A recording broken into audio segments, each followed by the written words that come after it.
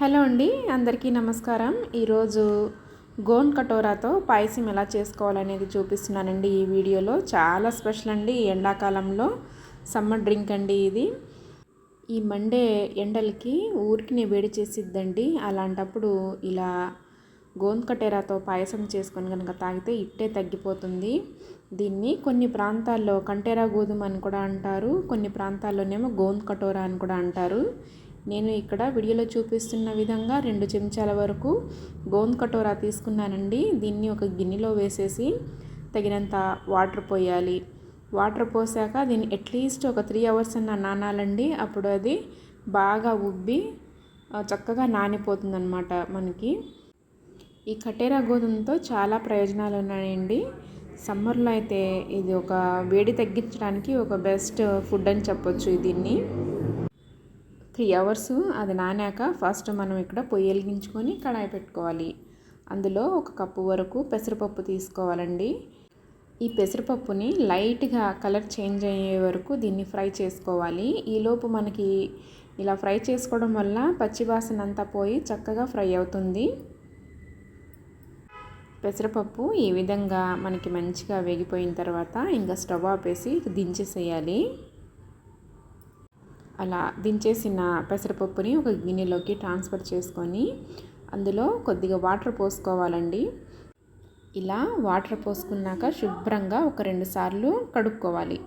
శుభ్రంగా కడిగిన తర్వాత ఇలా స్టవ్ వెలిగించి దాన్ని గిన్నెని పొయ్యి మీద పెట్టుకొని మెత్తగా ఉడికించాలి.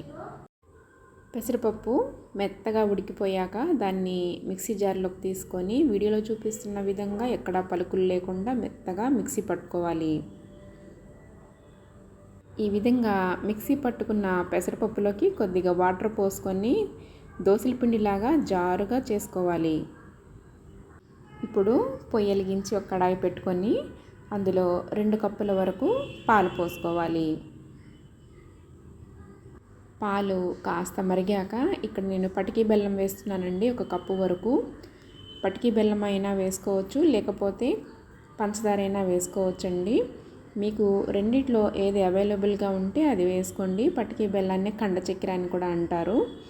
ఆ కండ చక్కెర వేసుకున్నాక అది కరిగిపోయాక మనం ముందుగా జారుల పిండిలాగా చేసుకున్న పెసరపప్పుని వేసేసుకోవాలి.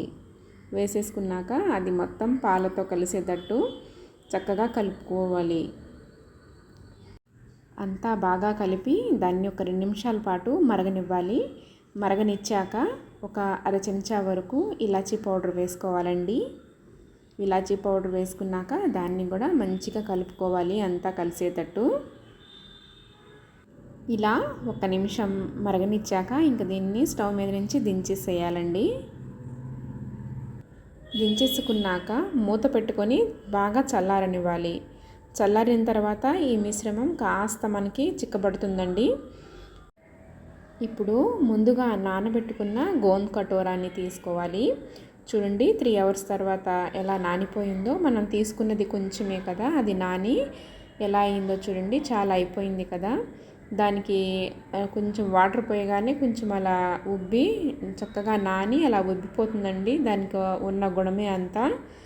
ఇప్పుడు దాన్ని అలా నానిన తర్వాత అది గెడ్లగా ఉంటుందండి. అలా కాకుండా కాస్త మనం స్పూన్తో కదుపుతూ ఉంటే అవంతా బ్రేక్ అయిపోతాయి. మనం తాగడానికి కూడా చాలా ఈజీగా ఉంటుంది. స్పూన్ తీసుకొని ఒకసారి మనం అలా కొడతా ఉంటే అవంతా పలుచగా అయిపోతాయి అన్నమాట. గెడ్లుగా కాకుండా కాస్త పలచబడతాయి.